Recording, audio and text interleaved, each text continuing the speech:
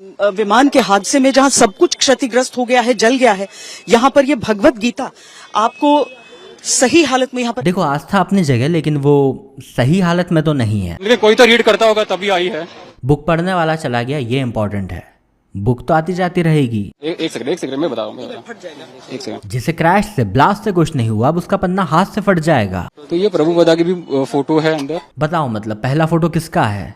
चाय से ज्यादा केटली गर्म है। इतना भयंकर हादसा हुआ तो भी ये बुक को कुछ हुआ नहीं। करीब 280 लोगों की मौत हुई, हजारों घरों में मातम छाया, लेकिन बुक को कुछ नहीं हुआ। तो सिंपल सी मैसेज है गॉड का, हम ऐसा मान सकते हैं। ये सिंपल मैसेज है तो कॉम्प्लिकेटेड क्या होता है? हिरोशिमा और नागासाकी में मातम छा गया कि इसको अपना लो तो अच्छा है, और नहीं अपनाया तो बुरा है। अब जिसकी बुक थी उसने तो अपनाया ही था ना, क्या अच्छा हो गया उसके साथ? मतलब लोखंड भी पिघल गया है लेकिन इसको कुछ नहीं हुआ। पिघला हुआ लोखंड दिखा, झुलसे हुए लोग नहीं दिखे, इत्तेफाक से बची एक किताब दिख गई, मगर उस लाशों के ढेर का क्या? सारे के सारे मुमकिन है कि रीड भी कर सकते हो, इतने सेफली पेजेस है यहाँ पे। रीड करने के लिए पहले जिंदा रहना जरूरी है ना। हर कोई जो व्यक्ति है यहाँ पर इसे प्रणाम करके जा रहा है। इंसान कितनी भी मार खा ले, रिलीजन के पास जाना नहीं छोड़ता। वहीं इस हादसे के बाद एक चमत्कार सामने आया है। गजब का चमत्कार है कि एक किताब बच गई दिखाने को, एक भी इंसान नहीं बचा। वैसे एक इंसान बचा है, ऑफ कोर्स गॉड की वजह से, मगर बाकी किस वजह से मरे पता नहीं। अगर यही चमत्कार है तो ये ऊपर वाले के लिए भी अच्छा है कि वो ना ही हो, वरना ऐसी दुर्घटनाओं पर वो क्या जवाब देगा कि ये जो एक इंसान बचा है उसे मैंने बचाया है। अच्छा, तो फिर बाकियों को मारा किसने है? सबको अपने कर्मों का फल मिलता है। अब छोटे बच्चे ने कौन से बुरे कर्म कर दिए थे? कर्म पिछले जन्म के भी होते हैं। पिछला जन्म भी होता है क्या? पिछला क्या, अगला जन्म भी पूरा लिखा हुआ है। मतलब ये प्लेन क्रैश पहले से लिखा हुआ था? नहीं, क्योंकि मैंने इंसानों को फ्री विल भी दी है। मतलब इंसान क्या डिसीजन लेंगे तुम्हें पता नहीं है। मुझे पहले से ही सब पता है, लेकिन उनके पास फ्री विल भी है। जब तुम्हें पहले से ही पता है कि वो क्या डिसीजन लेंगे तो ये फ्री विल कैसे हुई? और आप जानते थे कि क्रैश होने वाला है तो रोका क्यों नहीं? क्योंकि मैं नहीं रोक सकता था। मतलब आप सर्वशक्तिशाली, ओमनीपोटेंट, ऑल पावरफुल नहीं हो। मतलब मैं रोक सकता था पर मुझे रोकना नहीं था। रोक सकते थे पर नहीं रोका। मतलब आप ओमनी बेनेवोलेंट, मतलब सर्वदयालु नहीं हो। एक्चुअली मैं हूं ही नहीं, मैं ख्याली पुलाव हूं इंसानों का। हाँ, वो तो पता है मुझे, पर मैंने सोचा थोड़ा आइडिया ऑफ गॉड के साथ भी खेल लें। मलबे से एक भगवत गीता को सुरक्षित निकाला गया है। सुरक्षित तो ब्लैक बॉक्स भी मिला है, तो अब क्या दूसरा रिलीजन जश्न मनाने लग जाए कि हमारा रिलीजन सच्चा है? जो कुदरत में विज्ञान नहीं ढूंढ पाते उन्हें किताबों में चमत्कार ही ढूंढना पड़ता है। और धर्म की भी खूबी है कि वो आपदा में अवसर निकाल ही लेता है। मसलन किताब का बचना इत्तेफाक है, चमत्कार तब होता है जब इंसान जिंदा बचते हैं। मजा तो तब था जब गीता जल जाती और ये लोग बच जाते। खैर, अब आस्था में डूबे हुए लोगों से क्या ही उम्मीद करें जो अपनी ही मौत के तमाशे से खुश हैं। हमको मालूम है जन्नत की हकीकत, लेकिन दिल के खुश रखने को गालिब ये ख्याल अच्छा है। जिस एरिया में भोपाल गैस कांड हुआ वहां सब लोग मर गए, लेकिन एक परिवार बच गया। सब लोग तो नहीं मरे थे, जिन्हें कम टॉक्सिसिटी हुई थी वो बच गए थे। तो पता चला कि वो लोग यज्ञ कर रहे थे उस समय। इन भाई को यज्ञ करने बैठाते हैं और वही मिथाइल आइसोसाइनेट MIC गैस छोड़ते हैं। देखते हैं फिर रूम से ये भाई साहब बाहर आते हैं या फिर सच बाहर आता है।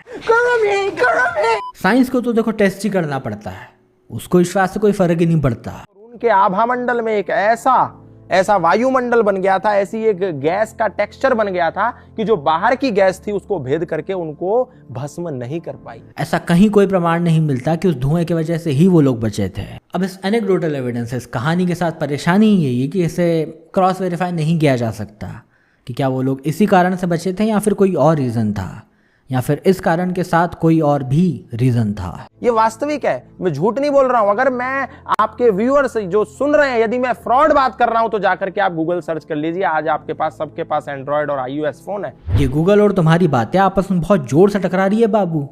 कुछ भी क्लेम करने से पहले एक बार खुद तो गूगल कर लिया करो। इसे शास्त्रों में सर्वाइवलशिप बायस कहा गया है।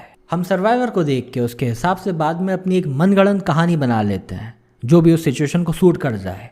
इसे पोस्ट हॉक फैलेसी भी कहते हैं। और ये तो कुछ लोग बचे हैं, वो जो हज़ारों लोग मरे उनका क्या? ये अच्छा है कि अगर हज़ारों लोग मरे तो साइंस की वजह से, और अगर एक भी बच जाए तो धर्म की बदौलत। और अब उनमें से करीब 99% लोग तो धार्मिक ही होंगे, पूजा पाठ रोज़ा नमाज करते ही होंगे। फिर ये ईश्वर की कृपा, अल्लाह का रहम उन पर क्यों नहीं बरसता? विज्ञान कहता है कि जो भी लोग बच गए हैं उनके पीछे कोई वैज्ञानिक कारण रहा ही होगा। अब वो आपको पता है नहीं पता है अलग बात है। और विज्ञान की एक बहुत अच्छी बात क्या है पता है? वो बात प्रमाणों के साथ करता है। भावनाओं के साथ नहीं। बाबा के जलवा देखो, 60,000 की जैकेट पहन लो। बाबा 6 लाख का पहने लेकिन फिर दूसरों को मोह माया का ज्ञान न दे। इनकी दी हुई दक्षिणा को हमें कैंसर हॉस्पिटल में कन्या विवाह में लगाना है। वो तो कभी कभी गलती से गुची या फिर द नॉर्थ फेस को पेमेंट चले जाता है, वरना हम तो भला ही करते हैं। समुद्र में वो आंखों में तिलमिली आती तो हमने चश्मा लगा लिया। आंख की तिलमिली के लिए गुची का चश्मा लगाने को हाथ की खुजली कहते हैं। देखो पहुंचे हुए तो पुराने और नए बाबा दोनों ही हैं। पुराने वाले अध्यात्म में, नए वाला ऑस्ट्रेलिया में। बस पहले हम कहते थे कि बाबा का ज्ञान देखो, और अब कहते हैं बाबा के जलवे देखो। पहले कहते थे बाबा का इंद्रियों पर वश देखो, और अब ऐस देखो ऐस। पहले कहते थे मोक्ष तो इन्हीं को मिलेगा, और अब मजे तो इन्हीं के हैं। वैसे बाबा के प्रवचन है बड़े अच्छे, बाबा को कभी खुद भी सुनना चाहिए। ज्यादा धन के चक्कर में पड़ोगे तो अंत में कार्ड में निधन ही लिखना है। 10 रुपया का आदमी नाचने वाला। नाचना वैसे अंधविश्वास और नफरत फैलाने से तो काफी ज्यादा ऊंचे दर्जे का काम है। पैसे तो ज्यादा मिलने ही चाहिए। 2 लाख की जैकेट पहन सकता और महात्मा अगर 60,000 की पहन ले तो तेरे पेट में दर्द होता है। जलते हैं समाज वाले आपसे कि इन्होंने इतनी पढ़ाई लिखाई की, मेहनत की, और अब इनकम टैक्स भरते हुए बड़ी मुश्किल से पैसे कमा रहे हैं। और बाबा ने देखो बिना पढ़ाई लिखाई के इतना बड़ा टैक्स फ्री धंधा बना लिया। बाय द वे इनकी ऐसी फोटोज भी तब आई जब अहमदाबाद फ्लाइट क्रैश हुई। अब क्या ही करें, प्लेन में थे ना बाबा, सो नेटवर्क नहीं मिला होगा तो पता नहीं चला, वरना तो क्रैश का बता ही देते। आखिर ये कैसे पॉसिबल है कि इतने ऊपर से एक ही पत्थर रोल डाउन होके मंदिर के ठीक पीछे आके रुक गया। हर साल पहाड़ों पर पत्थर लुढ़कते हैं, बाढ़ में पत्थर बहते हैं, और कहीं ना कहीं आकर तो रुकते ही हैं। कितने ही पत्थर और चट्टान चर्च, मस्जिद, स्कूल, हॉस्पिटल्स, घरों के पीछे आके रुकते हैं। वैसे एक टेम्पल के पीछे आके रुक गया। अगर ये पत्थर चाहता तो पूरी तरह से उस बाढ़ में इस मंदिर को डिस्ट्रॉय कर सकता था, लेकिन उसकी जगह इसने इस मंदिर को प्रोटेक्ट करना। अच्छा, मतलब पत्थर ने नहीं चाहा कि इसे डिस्ट्रॉय करूं मैं। पत्थर भी लाइक भाड़ में गए प्रकृति के नियम। आज तो मन नहीं हो रहा था तोड़ने का। ग्रेविटी कहाँ गई इसमें? 300 से 400 टन की ये शिला अकेले उस पूरी बाढ़ का प्रेशर झेल गई। इंसानों को प्रोटेक्ट करता तो कुछ बात थी, मंदिर तो दोबारा ही बन जाता। वैसे भी ये सरकार दूसरी बार तो बड़ी धूमधाम से ही बनाती है। टूटा जो काबा कौन सी जाएगा महेश शेख, कुछ कसर दिल नहीं कि बनाया न जाएगा। पत्थर का टकना, मंदिर का बसना, ये भगवान की देन है, लेकिन बाढ़ आना, हजारों लोगों का मरना, इसे किसी गॉड से नहीं जोड़ा जाता। क्योंकि हमेशा की तरह अच्छा तो सब गॉड करता है, ये बुरा कौन करता है क्या पता। आज के टाइम में इस शिला को भीमशिला के नाम से जाना जाता है और ये भीम बल का प्रतीक है। अब चमत्कारी पत्थर से मंदिर तो बचा, लेकिन उस बाढ़ में लोग कितने मरे? करीब 6,000 से ज्यादा लोग। अब भले ही साइंस इस बात को एक्सेप्ट करे या ना करे, ऐसे केसेस को रेट्रोस्पेक्टिव मिरेकल नरेशन भी कहते हैं कि जब कोई एक्सप्लेनेशन ना मिले तो उसे रिलीजियस या फिर माइथोलॉजिकल कहानी का रूप दे दो। रिलीजन की ये खूबी तो है, ये कहानी बड़ी मजेदार बनाता है। गिर गर्दन घाट। तो लड्डू गोपाल ने मुझसे कहा कि मुझे यहाँ नींद नहीं आ रही है, मुझे झूला झूला करके सुलाओ। अरे तो कान पे लगाने की क्या नीड है, फोन थोड़ी है वो। आज रात्रि जब मैं काना को सुला रही थी तो काना सो ही नहीं रहे थे और वो वो कब उठ के बैठे? तुम्हें उठा के बिठाया होगा ऐसे। हिल मत जाना मर्जी के बिना, मेरे छोड़ाऊंगा जंगल में पता नहीं कहा। काना ने मुझसे कहा कि मुझे भूख लगी है, पहले मुझे कुछ खिला लो। कोई नहीं, मैं आपके लिए कुछ बना देती हूँ। सोचा इतनी रात को मैं क्या ही बनाऊँ, तो फिर मैंने सोचा क्यों ना उनके लिए पोहा बनाया जाए। क्रेविंग तुम्हारी और नाम कान्हा का। अब लल्ला खुद से आम तोड़ करके लाए थे तो वो चले गए राधा रानी को आम दिखाने के लिए। आज मेरे लड्डू गोपाल अपनी ही फोटो देख करके मुस्की मार रहे थे और राधा रानी को भी दिखा रहे थे। तो हमारे लल्ला लगे भिंडी काटने में। कब खून खोलेगा रे तेरा फैजल, कब खून खोलेगा? लेकिन कान्हा को सोने का मन नहीं था तो वो खुद ही जाकर के झूला पे बैठ गए। नॉर्मल घर में खाली झूला हिल रहा हो तो उसे पैरानॉर्मल एक्टिविटी कहते हैं। पसंद की बेडशीट ऑर्डर की, वो भी एक नहीं दो नहीं, मैंने 3 बेडशीट्स मंगवाई। कभी देखी ऐसी गॉड लेवल अनबॉक्सिंग? तो आज हमारे कान्हा को मम्मी के हाथों से सेवा करवाने का मन था, इसलिए उन्होंने अपने लिए मैंगो लस्सी भी बनवा ली और मिठाई भी मंगवा ली। अरे मम्मी, ये कान्हा जी आज दाल वाफले और गाजर का हलवा मांग रहे हैं। क्या आपको नहीं बोला? मुझे तो अभी बोले कान में। लल्ला को पहले से ही पता चल गया था कि रेनबो निकलने वाली है, इसलिए वो इतने नखरे कर रहे थे। बिट्टू की भी सिट्टी पिट्टी गुल है कि है कौन हमारे कंपटीशन में। आज जब मैं लड्डू गोपाल को स्नान करा रही थी तो वो बिना स्नान किए खुद ही उतर गए और अपने वस्त्र पहन लिए। अब किसी की भी नहाते हुए वीडियो बनाओगे तो यही करेगा वो। तो कान्हा ने कहा कि सखी मुझे लुक्का छुपी खेलनी थी, इसलिए तो मैं वहाँ पर छुप गया। कान्हा कहाँ छुप गए थे, मुझे तो मिल ही नहीं रहे। अब हाइड एंड सीक में गॉड से थोड़ी जीत सकते हैं यार, आज तक मिले क्या किसी को? तो मैंने कान्हा से पूछा कि कान्हा आप क्यों नहीं खाए? तो कान्हा ने मुझसे कहा कि सखी तुमने मुझे अपने हाथों से खिलाया ही नहीं। समस्त संसार का भरण पोषण करने वाले को पता नहीं कैसे खाना मेरी हाथ से है। उसके बाद कान्हा के वस्त्र हल्के करके उनको नाइट ड्रेस पहना देती हूँ। मैंने सोचा कि मैं कान्हा के वस्त्र हल्के करके उनको नाइट ड्रेस पहना देती हूँ ताकि कान्हा आराम से खा पाए। उनका नाइट ड्रेस निकाल ही रही थी। बाकी सब ठीक है, पर ये नाइट ड्रेस का क्या ऑब्सेशन है? तो आज सोमवारी थी इसलिए हमारे कान्हा ने हरे रंग के वस्त्र ही चूज किए। ये EMI में कपड़े पहनने का तरीका थोड़ा कैजुअल नहीं है? तो ये देखिए हमारे कान्हा की बदमाशी कैसे राधा रानी की चुनरी पकड़ के बैठे हैं और उन्हें तंग कर रहे हैं। अब देखो ये तो ज्यादा हो रहा है, वो बेचारे कुछ बोल नहीं रहे तो तुम कुछ भी इल्जाम लगाओगे। तो लला ने कहा कि सखी तुमने मुझे प्यार से उठाया, अपने साथ प्यार से गोद में भी खिलाया, लेकिन तुमने मुझे दूध तो पिलाया ही नहीं। वो ऊपर उठ रही थी, यहाँ पे कान्हा अपने आप को ढक ले रहे थे और छुप जा रहे थे। आज मेरा ग्रूट किताबों के ऊपर चढ़ने लगा, लगता है उसे ट्रैकिंग करनी है ना? हाँ बोला। एक ऐसी दरगाह जो साल में एक बार चलती है और चल करके रोड के वो साइड से यहाँ पे आ गई है, और ये करामत देखकर आज साइंस भी हैरान है। ये मिराकल हमेशा ऐसे क्यों होते हैं कि थोड़े चल गए, थोड़े खिसक गए, थोड़े मुड़ गए, थोड़े हिल गए, कहीं पलकें झपकाई, नजरें झुकाई, हाथ हिलाया, फूल गिराया, और सब बहुत अच्छे मिराकल्स हैं, लेकिन फायदा क्या है इनसे? और मिराकल ऐसा होना कि ये रखा कैंसर से पीड़ित बच्चा, जब वापस उठाया तो कैंसर गायब। आप बताएं। तब तो कुछ काम का भी है मिराकल। अब ये रोड क्रॉस करने में किसका फायदा? और टाइम भी देखो 1 साल का।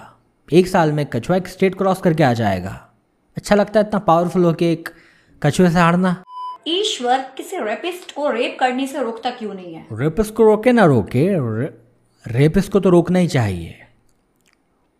उत्तर ये है कि हम कर्म करने में स्वतंत्र हैं, स्वतंत्र करता। रेप करता ना बनाता हमें, ये चॉइस तो थी ना ईश्वर के पास। ईश्वर ने हमें स्वतंत्र कर रखा है कर्म करने में।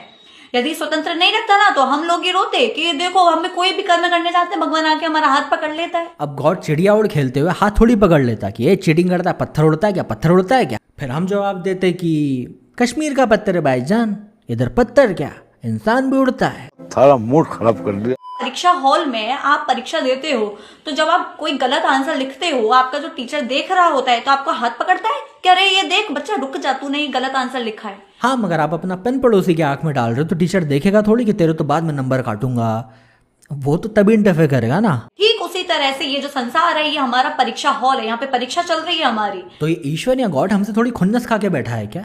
ऐसा रेप और मर्डर वाला एग्जाम पेपर कौन सेट करके देता है? पेपर मैं सेट करूंगा। स्क्विड गेम्स खेलना था क्या? तो कुल मिला के ईश्वर रेप करते हुए ही रोकता ना, वो तो अच्छी बात है, रुकना भी चाहिए, यही काम है ईश्वर का। क्या आप कभी भी एक ऐसी दुनिया बनाते जहां छोटी बच्चों के साथ ब्रूटल गैंग रेप होता? ना ही ऐसी दुनिया बनाते जहां लाखों लोगों का नरसंहार होता, ना ही बच्चे दर्दनाक बीमारियों से, भूख प्यास से मारे जाते। तो जब हम इंसान इतना सही और अच्छा सोच सकते हैं तो उसको क्या हो गया था? हाँ, दुनिया बनाने वाले का तेरे मन में समाई, काहे को दुनिया बनाई? और उसके बाद भी इतनी ऑडेसिटी कि मरने के बाद हमसे हिसाब लेगा कि बता तूने क्या किया। पहले तू बता तूने क्या किया।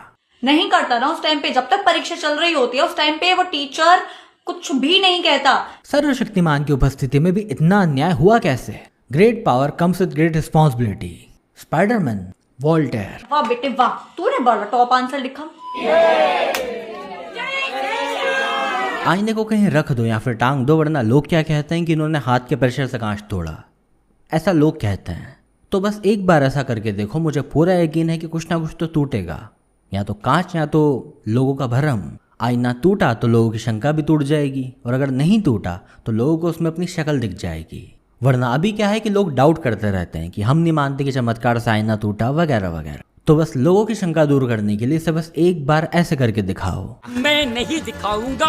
ये मजाक नहीं चल रहा है, हिंदू धर्म के साथ ही क्यों मजाक चल रहा है यहाँ पे? बाकी धर्म नहीं दिखते तुमको, उनके भी साथ करो मजाक, मतलब बस उन्हीं के साथ करो मजाक। थोड़ा समय दीजिए, मैं वापस। मुझे नहीं पता, हर एक टेबल पर एक एक कलर के रिलीजन का नैपकिन होना चाहिए। ओके सर, और ये एथीस्ट के टेबल पर कौन सा कलर का नैपकिन रखें? कुछ मत रखो, नैपकिन मत दो सालों को। सर वो एथीस्ट कह रहे हैं कि रोते भी यही रहते हैं तो जरूरत भी इनको ही है। दिखना नहीं चाहिए यहाँ पे, मैं एसपी को डीएसपी को सबको लेके आऊंगा।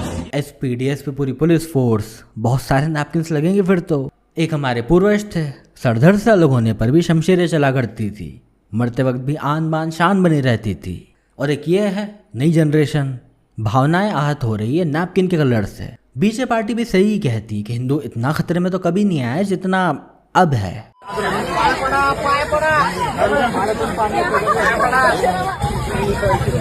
पाइपलाइन फूटी या फिर भारत की किस्मत की अंधविश्वास जाने का नाम ही नहीं लेता। मूर्ति पानी पिए या फिर पेड़ से पानी निकले, उसे वर्शिप करना है हमारा बाय डिफॉल्ट फर्स्ट रिस्पॉन्स। सोचो 2025 में भी पेड़ से पानी निकलने पर हमारा वही रिस्पॉन्स है जो 1995 में मूर्तियों के पानी पीने पर था। इन 30 सालों में भारत जहां भी पहुंचा पहुंचा अंधविश्वास के साथ ही। और इन मिरेकल्स की भी एक खूबी है कि ये होते भी विकासशील देशों में ही है, विकसित देशों में नहीं होते। जैसे भूत प्रेत भी अक्सर गरीब लोगों को ही आते हैं, अमीरों को नहीं आते। और वैसे भी इतना लंबा वक्त हो चुका है भारत को अंधविश्वास का दंश झेलते झेलते कि अब तो वक्त आ ही गया है। किसी को तो बिल्ली के गले में घंटी बांधनी है। पहले अंगूठा यूं है लकुट में और फिर अंगूठा यूं है। फोटो अलग अलग एंगल से दिख रहे हैं। वैसे एक वीडियो कैमरा लगा दो वहां पे, अंगूठा यूं से यूं कैसे हुआ पूरी दुनिया देख लेगी। यहाँ हो सकता है ना भी देख पाए। अबे 26 में से दुनिया खत्म है। वो क्या है कि जब से कैमरे का इन्वेंशन हुआ है तब से गॉड ने मिरेकल करना बहुत ही कम कर दिए हैं। और अगर करते भी हैं तो एकदम ऐसे चुपचाप से कि ना कोई देख रहा होता है ना कोई कैमरा होता है। देखो कहाँ से आ गए वो। अब देखो सिंहासन से देखो। ना कोई सबूत ना कोई गवाह, तो अब दुनिया को कैसे बताएं कि सच में चमत्कार हुआ है। अब यहाँ के लोगों का तो ठीक है, पर दुनिया तो प्रमाण मांगती है ना। दुनिया थोड़ी अकल की अंधी है। मुझे मीठा चाहिए तो मीठे पे चला, बकरा चलाई तो जिस दिन मुझे बकरा नहीं मिला तो तुम्हारी बलि ले लूंगी। नरबली लीगल हो गई क्या इंडिया में? नहीं, बहुत धार्मिक माहौल है, कुछ भी हो सकता है। जब मैं मीठे पे भी उतना ही करती, मैं बकरे पे भी उतना करती है। ये अचानक मुंबई की बाई वाला एक्सेंट कैसे आया? कितने पैसे में इतना ही काम करेगी साहब? मैं बंगाल की जादूगरनी, मैं बंगाल की रानी, मैं बंगाल की महारानी। रानी महारानी देवी जादूगरनी क्या है डिसाइड करके आ पहले। दुर्गाष्टमी के दिन आना। बात कर दूंगी, बकरा दे देकर रोड पे कर दूंगी। ओहो डायलॉग बाजी, मेरे इतने करीब मत आओ, मैं तुम्हें बर्बाद कर दूंगी। कौन पूछता है वैष्णव? अब ये माता जी को अचानक से बीच में ड्रेस ठीक करने का होश कहाँ से आता है क्या पता। ये लाग मत लगा, ये लाग गलत है। माता के सामने अगर कोई संस्कृत समझने वाला बैठे तो क्या माता संस्कृत में बात करेगी? नहीं करेगी, अगर उस लेडी को संस्कृत नहीं आती तो। इससे किसी के मन में ये सवाल उठ सकता है कि अगर माता वही कर सकती है जो ये लेडी कर सकती है, तो फिर ये सारी बातें माता कर रही है या फिर ये लेडी? कोई बीमार हो तो उसका इलाज किया जा सकता है, मगर अगर कोई बीमारी का नाटक कर रहा हो तो उसका कोई इलाज नहीं है। मैं बिना कुछ नहीं होता।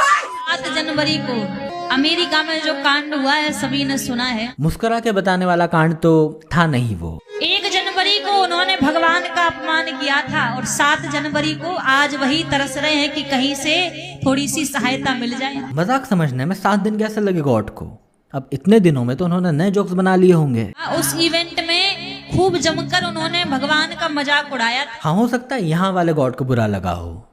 पासपोर्ट वीजा समझ सकता हूँ मैं, इसीलिए कभी भी भगवान का अनादर नहीं करना चाहिए। पर अब गॉड और गुंडों में कोई फर्क तो होगा ना कि जोक पसंद नहीं आए, काम करता हूँ, वेन्यू तोड़ देता हूँ। तमिलनाडु में कैसा पूछेगा भाई? 1 जनवरी की बात है। अब इससे पावरफुल तो मोदी जी हुए। फिर आप सुबह जोक मारो, शाम तक हवालात में। कहते थे गॉड कुछ नहीं होता है, भगवान नहीं होता है। भगवान के बिना जीना तो संभव है, मैं करके देख चुका हूँ। हाँ, मैं मेघालय से एयर इंडिया की फ्लाइट लेके वाइफ के साथ पहलगाम हनीमून पर जाऊं तो तब बहुत सारी मुश्किलें हो सकती है जीने में। ग्रुप बना के जाएंगे, याद रखना। ये पैकेज है, ये आप 51,000 में ये एक आत्मा आप ले सकते हो। जीएसटी लगेगा क्या इस पे? घोस्ट एंड स्पिरिट टैक्स ज्यादा जोर से नहीं बोलता है, सरकार का भरोसा नहीं है, लगा भी देगी। स्त्री पुरुष कोई भी आत्मा ले सकते हो आप। यह है असली क्वालिटी। अब जैसे ही मार्केट बढ़ेगा LGBTQ+ आत्माएं भी मिलने लगेगी। चलो, जिनको चाहिए वो मुझे कॉल कर दीजिएगा, व्हाट्सएप कीजिएगा। एक काम करते हैं, ऑनलाइन कर देते हैं बिजनेस। ब्लिंकिट में सामान के साथ आत्माएं भी डिलीवर। पागलों की दुनिया में पत्थर के पैसे हैं, ये आत्माएं बेचता है और लोग खरीदते भी हैं। ये कुछ नहीं बेच के बहुत कुछ कमाने का धर्म का पुराना धंधा है। इधर एक बिजनेस खोलो तो 500 झमेले हैं, और यहाँ देखो आत्माएं मिल रही है रेंट पे। The full form of PUBG, player unknown bombs and guns, PUBG। Many people who play the game may not be knowing the full form. पर अब तो सब जान भी गए और याद भी रखेंगे। So this game PUBG surely हराम। आपके रिलीजन में चेस भी हराम है क्या? नहीं, वो क्वीन बड़ा फ्रीली मूव करती है उसमें। Idols, including idol worship, is totally haram, and I request the Muslim parents and the Muslim children stay away from it and don't play this game. Seriousness देखो, आइडल वर्शिप गेम में भी allowed नहीं है। और अब real में तो ठीक है, पर गेम में तो आ भी नहीं सकते ना ये। This game mainly involves killing. सीना तान के बारे में सुनिए। गर्ल से कहो हम हिंदू है का दूसरा वर्जन लग रहा है।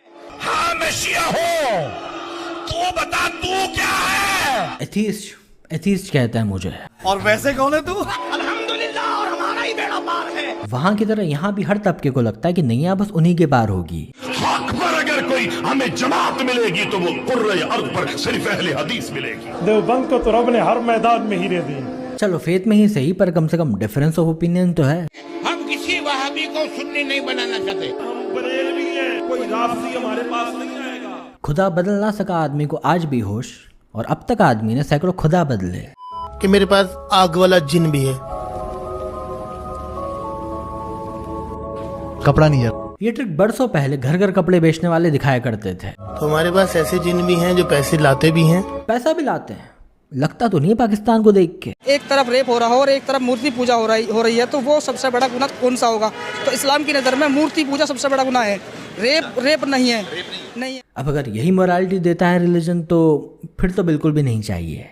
अब यहाँ तक आए हो तो बोनस में कुछ सुन के जाओ। एक रील में मैंने जैन साध्वी के बाग को संबोधन देती हुई क्लिप पर अपना रिएक्शन दिया, जिसमें हमेशा की तरह सच और सार्केज्म दोनों था। जैसे कि वो संबोधन बस इसलिए हो पा रहा है क्योंकि बाघ पिंजरे के अंदर है। अब ये बात एक विशेष समुदाय के लोगों को लग गई बहुत ही ज्यादा बुरी। ऊपर से बात अगर ज्यादा फनी हो तो और भी बुरी लगती है। बाहर से तो ऑलमोस्ट हर रिलीजन बड़ा शांति प्रिय, पीसफुल, अहिंसक बनता है, पर क्या है कि उनकी नेक नियत, उनकी शराफत, वो भी एक नकाब है। उतार फेंकते हैं जैसी मुसीबत आती है। मैं दिखाऊंगा तुम्हें। बाय द वे, फिर उन विशेष लोगों ने अपनी अहिंसा का परिचय देते हुए मुझे मैसेजेस और कमेंट्स करना शुरू किए।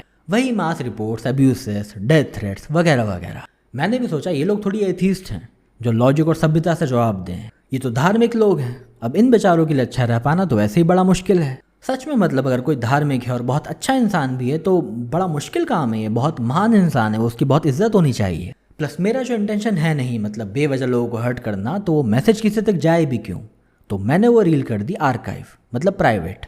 अब ये सब खुश हो गए कि वीडियो हट गई, हम जीत गए वगैरह वगैरह, सॉरी बोल ली। पर अब ऐसे कितने ही लोग आए गए और हम अब भी यहीं हैं। पता है क्यों? कहा है कि हम फिल्में बड़ी देखते हैं। वीडियो हटाई थी आपका असली चेहरा सामने लाने के लिए कि आपकी भावनाएं आहत नहीं हुई है, आपको अपना ईगो सेटिस्फाई करना था। तो मैं सोच रहा हूँ कि एक रील हटाने से काम नहीं चलेगा। इन लोगों ने इतनी शिद्दत से चाहा है कि मैं इनसे अपॉलॉजी मांगूँ, तो क्यों ना एक फुल वीडियो बना के इनसे प्रॉपर तरीके से अपॉलॉजी मांग ली जाए। क्या बोलता ग्रूट? हाँ बोल रहा है। गाड़ी 5 किलोमीटर पहले ही मुड़ जानी चाहिए। भाई द वे, जिनको भी लगा कि मैंने उनकी वजह से रील डिलीट कर दी है, जियान है आप। सो बस यही शेयर करना था। अब आपको वीडियो पसंद आया हो तो आप भी इस वीडियो को लाइक, कमेंट, शेयर कर दो। और मुझे सपोर्ट करने के लिए आप इस UPI ID पर कोई भी अमाउंट कंट्रीब्यूट कर सकते हैं। वो क्या है कि आजकल वकीलों की फीस बड़ी मोटी है, ये महंगाई को बढ़ी रहा है। और हाँ, अगर मैं कोर्ट कचहरी गया तो मेरे साथ ये 400-500 स्क्रीनशॉट्स वाले भी जाएंगे। वो क्या है कि मुझे कहीं अकेला जाना पसंद नहीं है, मैं तो ऊपर भी 2-4 बड़े गॉड्स को साथ में लेकर जाऊंगा। जैसा मैं दिखना चाहिए